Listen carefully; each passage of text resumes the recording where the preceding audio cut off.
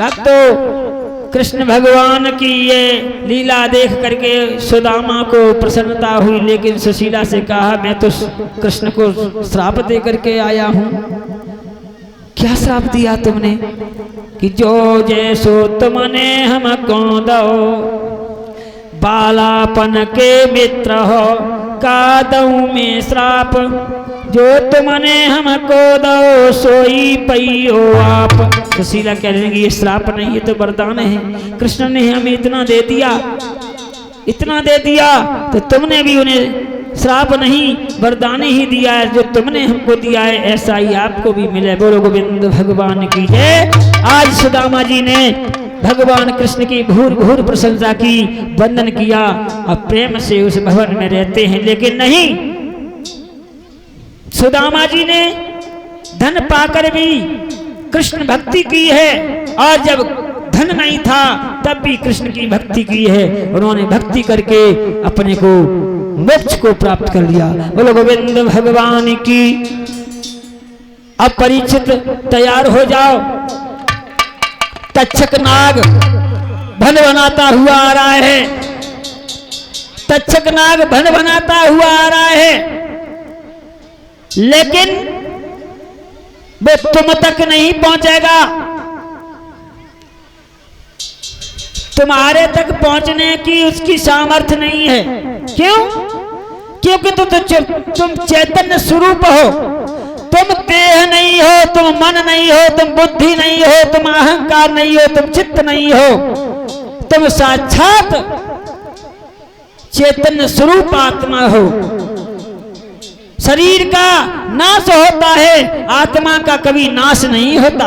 नैनम छिद्दन्त शस्त्राणि नैनम दयति पावका न चैनम क्लेदयन्त्यापो न शोषयति मारुता। आत्मा तीनों कालों में न शस्त्र कोई काट सकता है, न हवा सुखा सकती है, न वायु गला सकती है, न जल गला सकता है, न अग्नि जला सकती है। तीनों कालों में उसका न जन्म है न मरण है, चेतन स्वरूप है। अभी तो कोई तुम्हें शंका है? खड़े हो जाओ। अभी भी तुम्हें कोई शंका है? बिल्कुल शंका ना है, निसंशय कहे गए। परीक्षित महाराज कहने लगे सुखदेव जी महाराज से कि हे गुरुदेव, आपके मुखारविंद से जो हमने कथाएं श्रवण की,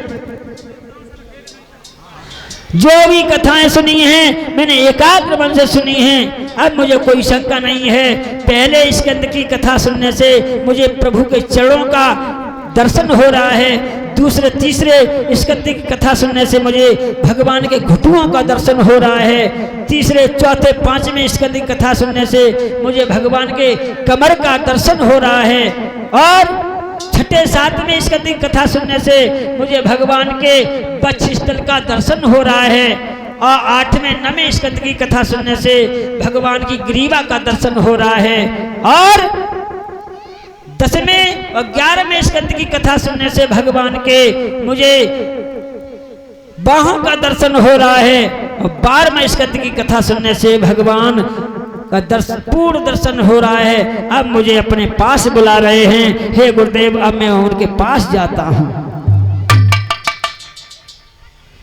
एक फूल है,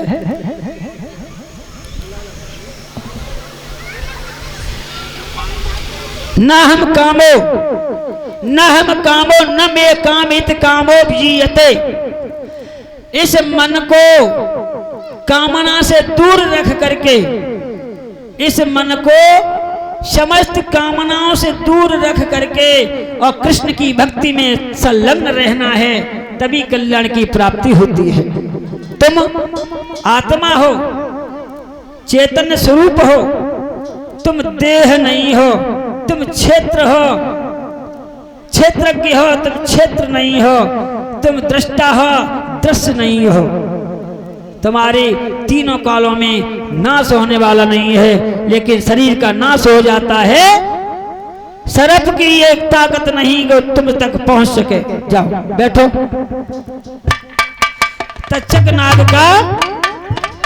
तक्षक नाग की इतनी हिम्मत नहीं है जो तुम्हारे पास तक पहुंच सके।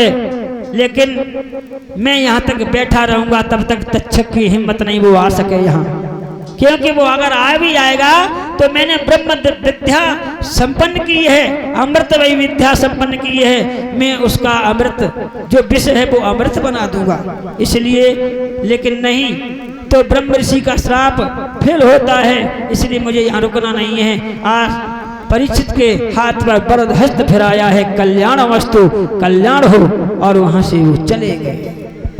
इधर तक्षक नाग धन बनाता हुआ आ रहा है, मार्ग में धनवंतर जी मिल गए। धनवंतर जी मिल गए, सर्प ने कहा अरे भैया, अरे गुरुदेव कहाँ जा रहे हो, बड़ी तेजी से जा रहे हो।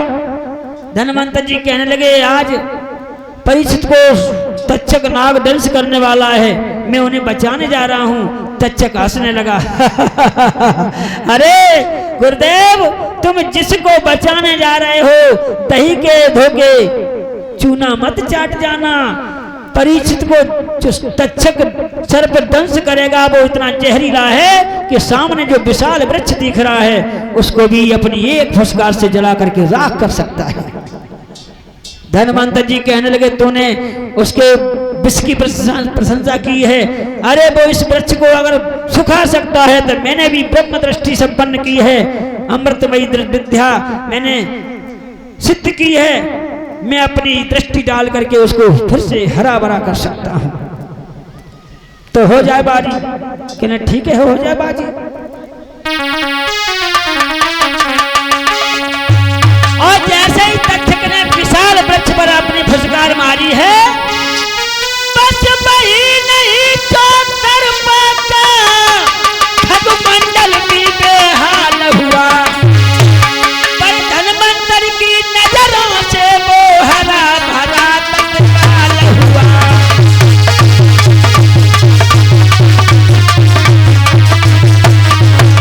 पर धनवंतर की नजरों से वो हरा भरा तत्काल हुआ।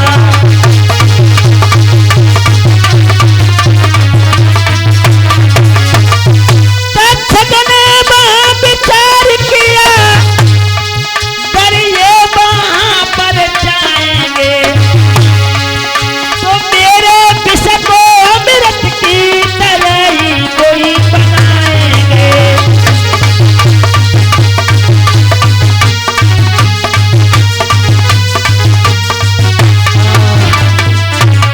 आज धनवंतर जी ने जैसे ही तक्षक ने वृक्ष पर फुसकार मारी है, फुसकार मारते ही वो वृक्ष पल मात्र में भस्म हो गया, लेकिन धनवंतर ने जैसे ही दृष्टि डाली है वो हरा भरा तत्काल हो गया। तब तो तक्षक ने समझ लिया कि ये अगर वहां पहुंच गए तो ये मेरे अब विष को अमृत बना देंगे, ब्रह्मा जी जो ब्रह्म ऋषि का श्राप है वो अकारस चला जाएगा, इसलिए पहले मैं इनको देख लूं बाद में देखा जाएगा। और तक्षक नाग वहां से भाग गया और मार्ग में एक सुरीली छड़ी बन करके लेट गया है।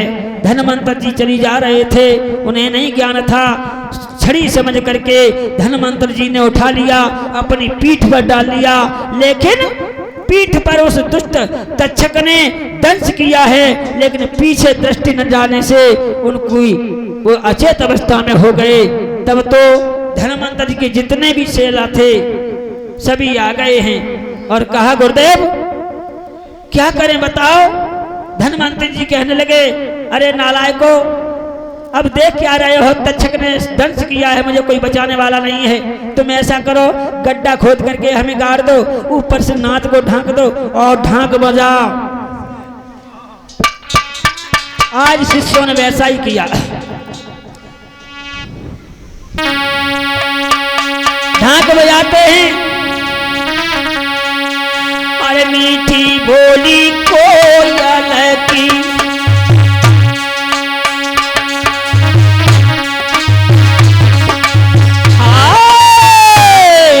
मीठी बोली कोयल की सुन कौआ रे, मीठी बोली कोयल।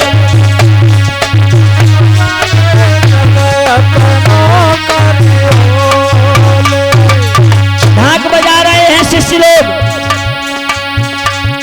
अरे जग अपनों कर ले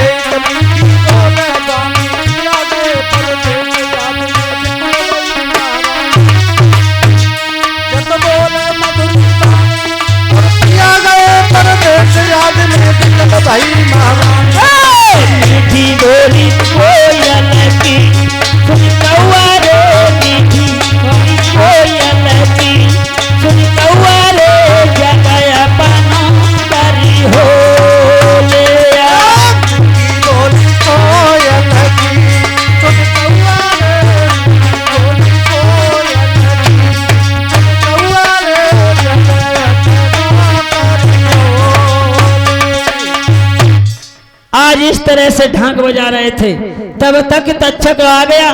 क्या कर रहे हो? हैं? ये क्या बजा रहे हो? शिष्यों ने कहा गुरुजी अंदर हैं, हम ढाक बजा रहे हैं। अरे नालायको, गुरु को सड़ा रहे हो, निकालो। शिष्यों ने निकाल लिया। कहा ऐसा करो।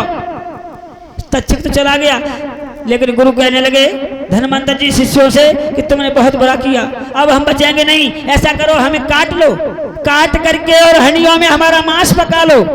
और भक्त शिष्यों ने वैसा ही किया, काट काट करके हंडियों में धनवंतर जी का मांस पकाने के लिए रख दिया है। और जैसे ही मांस पकाने को रखा, उसी समय तक्षक फिर आ गया। क्या कर रहे हो?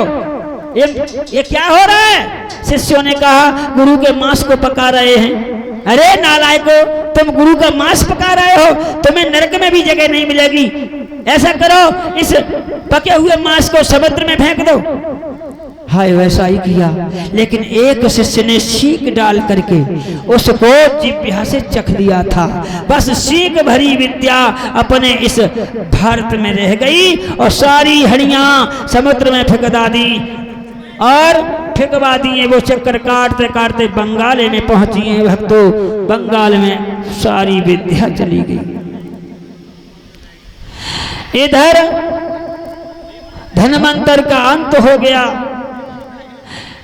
इधर सुखदेव जी महाराज तो कल्याण वस्तु कहने का कह करके चले गए हैं। अब तो सर्प भन बनाता हुआ गया, सूक्ष्म रूप धारण करके कमल के पुष्प में बैठ गया। मालिन उसी पुष्प को तोड़ करके और परीक्षित के पास में ले गई है। परीक्षित आसन मारे हुए बैठे समाधिस्थ अवस्था में, समाधि तुड़वाई, सीताराम किया। आज उसी मालिन ने वो पुष्प भेंट किया है परीक्षित महाराज को।